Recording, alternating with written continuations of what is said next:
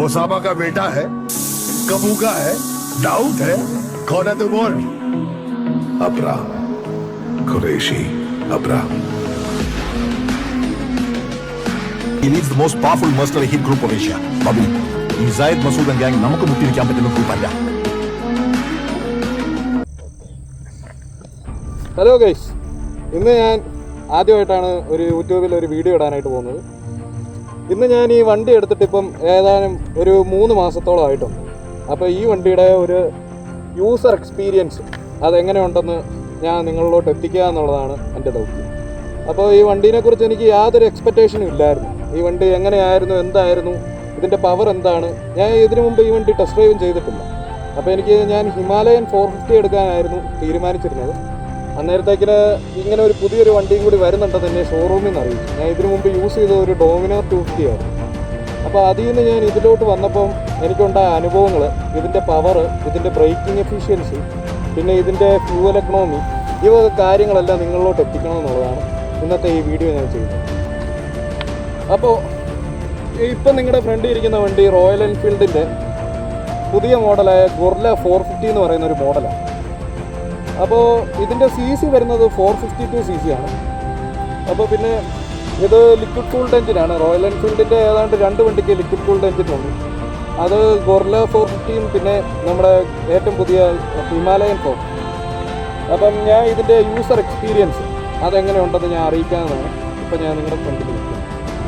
അപ്പോൾ ഈ വണ്ടി ഞാൻ ആദ്യമായിട്ട് എടുത്തപ്പോൾ ഞാൻ മുമ്പ് പറഞ്ഞായിരുന്നല്ലോ, ഞാൻ ഒരു ഡോമിനാർ 250 യൂസറാണ്. അതിൽ നിന്നാണ് ഞാൻ ഈ ഒരു വണ്ടിയിലോട്ട് അപ്ഗ്രേഡ് ചെയ്യാമെന്നുള്ള ഒരു തീരുമാനത്തോടെ ഞാൻ എടുത്തത്. പക്ഷേ ഞാൻ ഷോറൂമിൽ നിന്ന് എടുത്ത് ആദ്യത്തെ എൻ്റെ ഫസ്റ്റ് എക്സ്പീരിയൻസ്, ഞാൻ ഇതിനു മുമ്പ് വേറെ ടെസ്റ്റ് ഡ്രൈവ് വണ്ടി ഓടിച്ചിട്ടില്ല.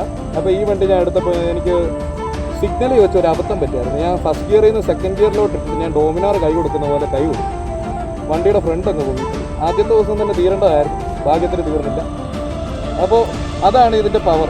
നമ്മൾ വിചാരിക്കുന്ന പോലെയല്ല. പണ്ടത്തെ ഞാനൊക്കെ വിചാരിക്കുന്നത്, എൻ്റെ അച്ഛന്മാരുടെ കാലത്തിലൊക്കെ ഞാനൊരു റോയൽ എൻഫീൽഡ് എടുക്കുക എന്നൊക്കെ പറഞ്ഞാൽ അപ്പാപ്പന്മാരുടെ വണ്ടി പതുക്കെ ആനേനെ പോലെ എഴുതി പോവുക എന്നുള്ള രീതിയിലൊക്കെ ആയിരുന്നു റോയൽ എൻഫീൽഡ് വണ്ടി ഇറക്കിക്കൊണ്ടിരുന്നത്.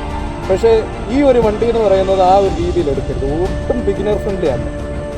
അതായത് ഇത് കുറച്ചൊക്കെ നമുക്ക് നമ്മുടെ കൈക്കകത്ത് വഴങ്ങണമെന്നുണ്ടെങ്കിൽ കുറച്ച് ടൈം എടുക്കും. ഒരു ഡ്യൂക്ക് 390 അതൊക്കെ ഓടിക്കുന്ന ഒരു കൗതുകത്തോടെ നമുക്ക് ഈ വണ്ടി നമുക്ക് ഹാൻഡിൽ ചെയ്യാനായിട്ട് പറ്റും. അപ്പോൾ ഈ വണ്ടി ഇപ്പം പൊക്കം കുറഞ്ഞ ആൾക്കാർക്കും സുഖമായിട്ട് കൈകാര്യം ചെയ്യാമെന്നുള്ളത്.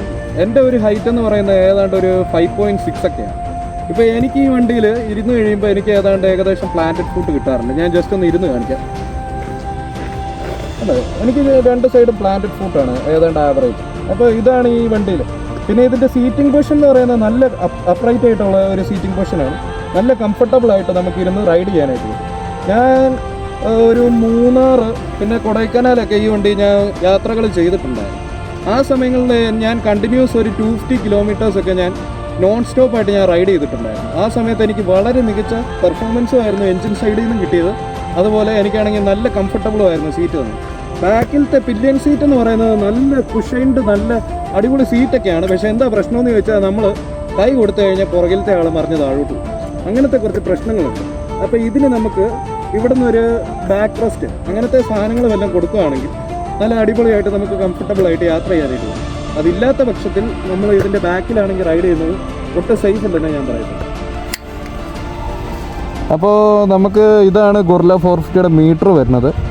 അപ്പം ഈ മീറ്റർ ഫുള്ളി എക്യുപ്ഡ് ആണ്. അതായത് നമുക്ക് എല്ലാ കാര്യങ്ങളും ഈ മീറ്ററിൽ തന്നെ നമുക്ക് അറിയാനായിട്ട് പറ്റും. അപ്പോൾ ഇത് നമുക്ക് കൺട്രോൾ ചെയ്യാനായിട്ട് ഇവിടെയായിട്ട് ഒരു ജോയ്സ്റ്റിക്ക് ഉണ്ട്. അപ്പോൾ ഈ ജോയ്സ്റ്റിക്ക് വെച്ചാണ് നമ്മൾ കൺട്രോൾ ചെയ്യുന്നത്. ഇതിപ്പോൾ ലെഫ്റ്റിലോട്ടും റൈറ്റിലോട്ടും മുകളിലോട്ടും താഴോട്ടും എല്ലാ ഡയറക്ഷനിലും നമുക്ക് വർക്ക് ചെയ്യാനായിട്ട് പറ്റും. ഇപ്പോൾ ഞാൻ ജസ്റ്റ് ഒന്ന് കാണിക്കാം. അപ്പം ഇപ്പം നമ്മൾ ഇപ്പം ഞാൻ ലെഫ്റ്റിലോട്ടാണ് വെച്ചേക്കുന്നത്. അപ്പോൾ നമുക്ക് ട്രിപ്പ് 1 നമുക്ക് ആവറേജ് എത്രയാണ് ഫ്യൂവൽ കൺസപ്ഷൻ ആയേക്കുന്നത്. അപ്പോൾ ഇപ്പോൾ എനിക്ക് കിട്ടിയേക്കുന്ന മൈലേജ് എന്ന് പറയുന്നത് ഒരു 25.9 ആണ്. ഏകദേശം ഒരു 26 കിലോമീറ്റർക്ക് നമുക്ക് മൈലേജ് ഇതിൽ നിന്ന് നമുക്ക് പ്രതീക്ഷിക്കാം. അപ്പോൾ അതിൻ്റെ താഴോട്ട് പോവുകയാണെങ്കിലും നമുക്ക് ട്രിപ്പ് 2 ഉണ്ട്. അത് കഴിയുമ്പോൾ നമുക്ക് ഇപ്പോൾ കിടക്കുന്ന പെട്രോളിൽ നമുക്ക് എത്ര കിലോമീറ്റർ പോകും എന്നുള്ള ഡീറ്റെയിൽസ്. അത് കഴിയുമ്പോൾ ഇത് നമുക്ക് റണ്ണിങ് ഫ്യൂവൽ കൺസപ്ഷൻ, അതായത് നമുക്ക് ഓടുമ്പം ഓരോ ഗിയറിൽ നമുക്ക് എത്ര കിട്ടുന്നുണ്ട്, ഇപ്പോൾ നമ്മൾ ഓടിച്ചുകൊണ്ടിരിക്കുമ്പോൾ എത്ര നമുക്ക് കിട്ടുന്നുണ്ടെന്നുള്ള ഇൻഫർമേഷനാണ് ഈ ഒരു സെക്ഷനിൽ നിന്ന് കിട്ടും. പിന്നെ നമുക്ക് ബാറ്ററി വോൾട്ടേജ് ഉണ്ട്. അത് കഴിയുമ്പോൾ നമുക്ക് എൻജിൻ ടെമ്പറേച്ചർ ഉണ്ട്. ഇത്രയും കാര്യങ്ങളാണ് ഈ നമ്മുടെ ഈ ക്ലസ്റ്ററിൽ നിന്ന് നമുക്ക് ഇൻഫർമേഷനായിട്ട് കിട്ടുന്നത്. പിന്നെ ഇത് വേറൊരു മോഡും കൂടിയുണ്ട്. അപ്പം അത് നമ്മളിത് ഇവിടെ ഒരു മോഡ് സ്വിച്ച് ഉണ്ട്. ഇതിലോട്ട് നമ്മൾ ലോങ് പ്രസ് ചെയ്യുമ്പം നമുക്ക് മീറ്ററിലാണെങ്കിൽ നമുക്ക് വേറൊരു ഡിസ്പ്ലേ ആയിട്ട് കൺവേർട്ട് ചെയ്യും. അപ്പം ഇത് എന്താന്ന് പറഞ്ഞാൽ ഇത് നമുക്ക് മാപ്പ്, അതായത് ഗൂഗിൾ മാപ്പ് നമുക്ക് ഇതിൻ്റെ അകത്ത് നമുക്ക് കൊണ്ടുവരാനായിട്ട് പറ്റും. അപ്പം നമുക്ക് ഫോണൊന്നും ഇവിടെ ക്ലാമ്പ് ചെയ്ത് വെക്കേണ്ട മൗണ്ടോ അങ്ങനത്തെ ഒരു ആവശ്യങ്ങളും ഇല്ല. നമുക്ക് ഈ ക്ലസ്റ്ററിൽ തന്നെ ഗൂഗിൾ മാപ്പ് എല്ലാം നമുക്ക് ആക്സസ് ചെയ്യാൻ പറ്റുന്നതാണ്. പക്ഷേ എന്താ ഒരു പ്രശ്നമെന്ന് ചോദിച്ചാൽ നമ്മുടെ മൊബൈൽ എപ്പോഴും ഓൺ ആയിരിക്കണം. അപ്പം നമ്മുടെ മൊബൈൽ ഓവർ ഹീറ്റ് ആവും, ചാർജ് ചെയ്യേണ്ടി വരും, പെട്ടെന്ന് ചാർജ് ഡ്രെയിൻ ആവും, അങ്ങനത്തെ ഒരു പ്രശ്നങ്ങളുണ്ട്. പക്ഷേ ഇതിപ്പം മൊബൈൽ മൗണ്ട് ചെയ്ത് അതുമെല്ലാം ഗട്ടർ ചാടി താഴെ പോകുന്നതിലും സേഫ്റ്റിയാണ് ഇങ്ങനെ നമ്മൾ യൂസ് ചെയ്യുമ്പോൾ. അപ്പോൾ ഞാനും ഈ ഒരു ഫീച്ചറിനോട് ആദ്യം ഇത് കേട്ടപ്പോൾ കുറച്ച് അൺകംഫർട്ടബിൾ ആയാലും അത് കഴിഞ്ഞ് ഞാൻ ആലോചിച്ചപ്പോൾ പ്രാക്ടിക്കലി ഇത് ഓക്കെയാണ്. എത്രയും നല്ലത് നമ്മൾക്ക് ഇങ്ങനെ തന്നെ യൂസ് ചെയ്യുന്നതാണ്. അപ്പം ഫോൺ നമുക്ക് ജസ്റ്റ് ഓണാക്കി പോക്കറ്റ് എവിടെയെങ്കിലും ഇട്ടിരുന്നാൽ മതി എന്നുള്ളതേ ഉള്ളൂ. അപ്പം ഈ ക്ലസ്റ്ററിൻ്റെ കാര്യങ്ങളിലെല്ലാം ഇത്രയായിരുന്നു ഉള്ളത്. അപ്പോൾ നമുക്ക് ടാങ്ക് വരുന്നത് ഏതാണ്ട് എനിക്ക് തോന്നുന്നു ഒരു 11.5-12 ലിറ്ററോളമാണ് ഇതിൻ്റെ ഈ ടാങ്ക് വരുന്നത്. അപ്പോൾ എനിക്കൊരു ഫുൾ ടാങ്കിൽ എനിക്ക് കിട്ടിയേക്കുന്നതെന്ന് പറഞ്ഞാൽ ഒരു 300 കിലോമീറ്റർ, ഒരു 280 to ഒരു 300 കിലോമീറ്റർ. 300 കിലോമീറ്റർ ആകുമ്പോൾ മാക്സിമം ഡ്രൈ ആകും. അപ്പം ഒരു 280 കിലോമീറ്റർ റേഞ്ച് വരെ നമുക്ക് ഈ ഒരു 12 ലിറ്ററിൽ നമുക്ക് എത്താനായിട്ട് പറ്റും. പിന്നെ ഇതിൻ്റെ ഈ ഹെഡ്ലൈറ്റ് ഉണ്ട്. ഈ ഹെഡ്ലൈറ്റ് എന്ന് പറയുന്നത് നമുക്ക് ഒട്ടും വിസിബിലിറ്റി തരാത്ത ഒരു ഹെഡ്ലൈറ്റാണ്. അതെന്താ അങ്ങനെയെന്ന് എനിക്ക് അറിയില്ല. പക്ഷേ എനിക്ക് അതായത് ഒരു റെയിനി സീസണിലോ ഒരു ഫോഗിയിലോ നമുക്ക് ഒരു കംഫർട്ടബിളും തരില്ല. അതായത് നമുക്ക് ഒട്ടും വിസിബിലിറ്റി ഇല്ലാത്ത ഒരു ഹെഡ്ലൈറ്റാണ്. അപ്പോൾ ഞാൻ ഒരു ആഫ്റ്റർ മാർക്കറ്റിൽ 2 LGPയുടെ ഞാൻ 2 ഫോഗ് ലാംപ്സ് ആണെങ്കിൽ പിടിപ്പിച്ചിട്ടുണ്ട്. അപ്പോൾ ഇതിൽ യെല്ലോയും ഉണ്ട് വൈറ്റും ഉണ്ട്. പക്ഷേ ഇതിട്ട് മാത്രമേ നമുക്ക് നൈറ്റ് ആയാലും നമുക്ക് യൂസ് ചെയ്യാനായിട്ട് ഒരു കംഫർട്ടബിളായിട്ട് നമുക്കൊരു സേഫ്റ്റി ആയിട്ട് റൈഡ് ചെയ്യണമെന്നുണ്ടെങ്കിൽ ഈ ഒരു ഫോഗ് ലാംപ്സിലോട്ട് അപ്ഗ്രേഡ് ചെയ്താൽ മാത്രമേ നമുക്കാണെങ്കിൽ ഈ വണ്ടിയും കൊണ്ട് നമുക്ക് സേഫായിട്ട് ഒരു ആവറേജ് കിലോമീറ്റർ സ്പീഡിൽ നൈറ്റ് നമുക്ക് യാത്ര ചെയ്യാൻ പറ്റും. അതാണ് എനിക്ക് ഈ ഒരു ഹെഡ്ലൈറ്റിനെ കുറിച്ചുള്ള അഭിപ്രായം. ഞാനപ്പോൾ ഈ നമ്മുടെ ഈ വണ്ടിയുടെ ഞാൻ എക്സോസ്റ്റ് നോട്ടൊന്ന് കേൾപ്പിച്ചിട്ടുണ്ട്.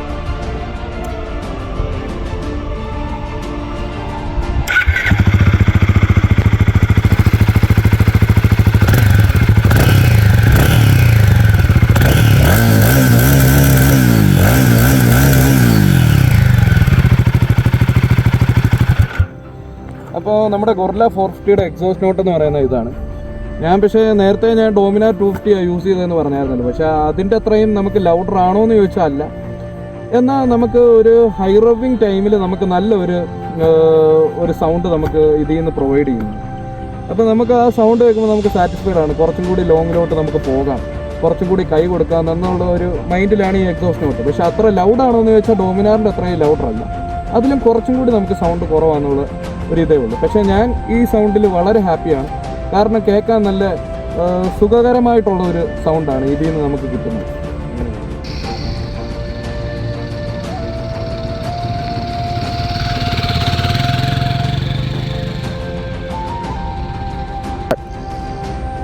അപ്പോൾ ഈ വണ്ടിയും കൊണ്ട് ഓഫ് റോഡ് ചെയ്യാൻ പറ്റുമോ എന്നൊക്കെ ചിലവർക്ക് സംശയമുണ്ട്. നമുക്ക് ഈ വണ്ടിയും കൊണ്ട് സുഖമായിട്ട് ഓഫ് റോഡൊക്കെ ചെയ്യാം. നമുക്ക് ഗ്രൗണ്ട് ക്ലിയറൻസ് ഉണ്ടോ എന്ന് ചോദിച്ചാൽ ആവശ്യത്തിനുള്ള ഗ്രൗണ്ട് ക്ലിയറൻസ് നമുക്ക് ഇതിലുണ്ട്. എനിക്ക് കറക്റ്റായിട്ടുള്ള അതിൻ്റെ അങ്ങനത്തെ സെൻറ്റിമീറ്റർ അങ്ങനത്തെ എനിക്ക് കറക്റ്റ് മെഷർമെൻറ്റ്സ് ഒന്നും അറിയില്ല. പക്ഷേ ഏതാണ്ട് നമുക്ക് ആവറേജ് നമുക്ക് അത്യാവശ്യം ഗ്രൗണ്ട് ക്ലിയറൻസ് ഒക്കെ ഉണ്ട്. നമുക്കൊരു നോർമൽ, അതായത് നമുക്കൊരു എക്സ്ട്രീം ലെവലല്ലാത്ത നമുക്ക് നോർമലായിട്ടുള്ള ഓഫ് റോഡ്സ് അല്ല നമുക്ക് ഈ വണ്ടി കൊണ്ട് തന്നെ സുഖമായിട്ട് ചെയ്യാൻ പറ്റുന്നതാണ്. അപ്പം പക്ഷേ എക്സ്ട്രീം ലെവൽ പോകുമ്പോൾ ചിലപ്പോൾ അടി തട്ടാൻ സാധ്യതയുണ്ട്. നമുക്ക് കുറച്ച് കംഫർട്ട് കുറയാനുള്ള സാധ്യതയുണ്ട്. ഇത് പക്ഷേ ശരിക്കും പറഞ്ഞാൽ നമുക്ക് ഓഫ് റോഡ് പർപ്പസിന് വേണ്ടി ഇറക്കിയ ഒരു വണ്ടിയല്ല. ഇതെന്ന് പറഞ്ഞാൽ നമുക്കൊരു റോഡ്സ്റ്ററാണ്. അതായത് റോട്ടിൽ ഇച്ചിരി പൊളിച്ചോടിക്കുക, ഇച്ചിരി സ്പീഡിൽ നമുക്ക്, അതായത് ഒരു കഫേ റേസർ ഈ GT ഒക്കെ ഓടിക്കുന്ന പോലെയും നമുക്ക് ഇച്ചിരി സ്പീഡിലൊക്കെ നമുക്ക് ഓടിക്കാനായിട്ട് പറ്റുന്ന രീതിയിലുള്ള ഒരു വണ്ടിയാണിത്. അപ്പോൾ നമുക്ക് അങ്ങനെ ചിന്തിച്ചു കഴിഞ്ഞാൽ അത്യാവശ്യത്തിന് നമുക്ക് ഓഫ് റോഡും ചെയ്യാം, എന്നാൽ നോർമലായിട്ട് നമുക്ക് റോഡിൽ പൊളിച്ചു കൊടുക്കാം. അപ്പോൾ ഇതിനിപ്പം എല്ലാവരും പറയുന്ന ഒരു പോരായ്മ എന്ന് പറയുന്നത് ഇതിന് USB ഫോർക്കില്ല, നോർമൽ ടെലസ്കോപ്പിക് ഫോർക്കാണെന്നാണ് എല്ലാവരുടെയും ഒരു കംപ്ലയിൻറ്റ് വരുന്നത്. പക്ഷേ ഞാൻ ഈ ഫോർക്കും കൊണ്ട് കംഫർട്ടബിളാണ്. കാരണം ഈ ഫോർക്ക് മതി നമുക്ക്. അതായത് ഈ നോർമൽ ടെലസ്കോപ്പിക് ഫോർക്കിൽ തന്നെ നമുക്ക് അത്യാവശ്യം ഓക്കെ ആണ്. നമുക്ക് എല്ലാ ചെറിയ ചെറിയ കുണ്ടും കുഴിയും എല്ലാം ഇത് ക്യാരി ഓൺ ചെയ്യുന്നുണ്ട്. പക്ഷേ നമുക്ക് ബാക്കിലത്തെ സസ്പെൻഷൻ എന്ന് പറയുന്നത് കുറച്ച് ഹാർഡാണ്. അത് ഇപ്പോൾ നമുക്ക് ചെറിയ ചെറിയ ഗട്ടറിലൊക്കെ നമുക്ക് അത്യാവശ്യം നല്ല രീതിയിൽ തന്നെ അറിയാനായിട്ട് പറ്റുന്നുണ്ട്. ബാക്കിലോട്ടുള്ള അടിപ്പും എല്ലാ കാര്യങ്ങളും നമുക്ക് അത്യാവശ്യം അറിയുന്നുണ്ട്. പക്ഷേ ഇത് നമ്മൾ ഹിമാലയൻ കമ്പയർ ചെയ്യുകയാണെങ്കിൽ അത് നമുക്ക് ഒരു അൺഈവൻ റോഡ്സിലൊക്കെ നമുക്ക് സുഖമായിട്ട് നമുക്ക് ഒന്നും അറിയാണ്ട് നമുക്ക് യാത്ര ചെയ്യാനായിട്ട് പറ്റും. പക്ഷേ ഇതിൽ നമുക്ക് ഹൈവേ പോയാൽ മാത്രമേ നമുക്ക് അത്ര കംഫർട്ട് കിട്ടത്തുള്ളൂ. നോർമൽ ഒരു അൺഈവൻ റോഡ്സിലൊക്കെ പോവുകയാണെങ്കിൽ നമുക്കത് ഓരോന്നും അറിയാനായിട്ട് പറ്റും. അപ്പം സസ്പെൻഷൻ്റെ കാര്യത്തിൽ ഞാൻ സാറ്റിസ്ഫൈഡ് അല്ല, അതാണ് സത്യാവസ്ഥ. അപ്പോൾ ഞാൻ ഈ വണ്ടിയുടെ ഒരു കോൺസ് കുറച്ച് കാര്യങ്ങൾ പറഞ്ഞു. ഇതിൻ്റെ ഹെഡ്ലൈറ്റ് നിങ്ങൾ വണ്ടി മേടിച്ച് കഴിഞ്ഞാൽ ഉടനെ ഹെഡ്ലൈറ്റ് അപ്ഗ്രേഡ് ചെയ്യാം. എന്തെങ്കിലും ആഫ്റ്റർ മാർക്കറ്റ് ഫോഗ് ലൈറ്റ്സ് എന്തെങ്കിലും ഇട്ടാലേ നമുക്ക് കണ്ടിന്യൂസ് ആയിട്ട് ഈ വണ്ടി ഒരു ലോങ് റൈഡൊക്കെ നമുക്ക് നൈറ്റ് ടൈമിൽ റൈഡ് ചെയ്യണമെന്നുണ്ടെങ്കിൽ ഉറപ്പായിട്ട് ഇത് ഒരു ആഫ്റ്റർ മാർക്കറ്റ് ലൈറ്റ് ഇല്ലെന്നുണ്ടെങ്കിൽ നമുക്കിതും കൊണ്ട് യാത്ര ചെയ്യാനായിട്ട് വളരെ ബുദ്ധിമുട്ടാണ്. പിന്നെ വരണേന്ന് പറഞ്ഞാൽ ഇതിൻ്റെ ഈ മിറേഴ്സ് ഉണ്ടല്ലോ, ഈ മിറേഴ്സ് എന്ന് പറയുന്നത് അത്യാവശ്യം വൈബ്രേഷൻ വരുമായിരുന്നു. അത് എൻ്റെ വണ്ടി വന്നപ്പോൾ എനിക്ക് സ്റ്റോക്ക് മിററായിരുന്നു. അത്യാവശ്യം നമ്മളൊരു 80 കിലോമീറ്റർ സ്പീഡിലൊക്കെ പോകുമ്പം അത് ഓട്ടോമാറ്റിക് അതിൻ്റെ പൊസിഷൻ ചേഞ്ച് ആവും. അപ്പം വീണ്ടും നമ്മൾ അഡ്ജസ്റ്റ് ചെയ്യണം. അപ്പം ഞാൻ ഈ ബാർ ആൻഡ് മിററിലോട്ട് കൺവേർട്ട് ചെയ്തപ്പോൾ എനിക്ക് ആ ഒരു ഇഷ്യൂ കുറഞ്ഞു കിട്ടി മാക്സിമം. അപ്പോൾ ഇപ്പോൾ എനിക്ക് യാതൊരു പ്രശ്നമില്ല. പിന്നെ ഇതിനൊരു വൈസർ ഇല്ലാത്ത ഒരു വളരെ പോരായ്മയാണ്. ഇപ്പോൾ എനിക്ക് ഈ വൈസർ വെച്ചിട്ടും കംഫർട്ടബിൾ ആണെന്ന് ഞാൻ പറയുന്നില്ല. ഇത് ഞാൻ ജസ്റ്റ് ഒരു ഷോ പർപ്പസിന് വേണ്ടി വെച്ചേക്കുന്ന വൈസറാണ്. കംഫർട്ടബിൾ നമുക്കൊരു 80 കിലോമീറ്റേഴ്സ് ഒക്കെ കഴിയുമ്പോഴത്തേക്ക് നമുക്ക് വളരെ അധികമായിട്ട് വിൻഡ് ബ്ലാസ്റ്റ് അനുഭവപ്പെടും. അത് ഒരു ഹൈവേയിലൊക്കെ ചെന്ന് കഴിഞ്ഞാൽ നമുക്ക് എന്തോ ഒരു ദേഷ്യം വരുന്ന രീതിയിലൊക്കെ തോന്നും. കാരണം അത്രയും വിൻഡ് ബ്ലാസ്റ്റാണ്. പക്ഷേ നമ്മൾ ആ പവർ എൻജോയ് ചെയ്യുന്നുണ്ട്, അത് നമുക്ക് അറിയാതെ അങ്ങ് നമ്മളെ കടന്നങ്ങ് പോകുന്നുള്ളതേ ഉള്ളൂ. പക്ഷേ ഈ വണ്ടിയുടെ പവർ എന്ന് പറഞ്ഞാൽ ഞാൻ പറഞ്ഞല്ലോ, ഡ്യൂക്ക് 390 ഒക്കെ കൂടെ നമുക്ക് സുഖമായിട്ട് യാത്ര ചെയ്ത് പോകാം. നോർമൽ ഒരു 600 cc അല്ലെങ്കിൽ ഒരു 800 cc സൂപ്പർ ബൈക്കിനെ പിടിക്കാമെന്നല്ല ഞാൻ പറയുന്നത്. അവരുടെ കൂടെ നമുക്ക് കംഫർട്ടബിളായിട്ട് റൈഡും പോകാൻ പറ്റും. അതായത് അവരൊരു 170, 180 പോകണമെങ്കിൽ നമുക്ക് സുഖമായിട്ട് ഈ വണ്ടിയിൽ എന്തായാലും ഒരു 150 അബോവ് നമുക്ക് ക്രൂസ് ചെയ്ത് പോകാനായിട്ട് പറ്റും. അതൊരു സേഫർ സ്പീഡല്ല, ഞാൻ ജസ്റ്റ് ഇതിൻ്റെ പവർ എന്താണെന്ന് ഞാൻ അറിയിക്കാൻ വേണ്ടി അറിയിച്ചെന്നുള്ളത്.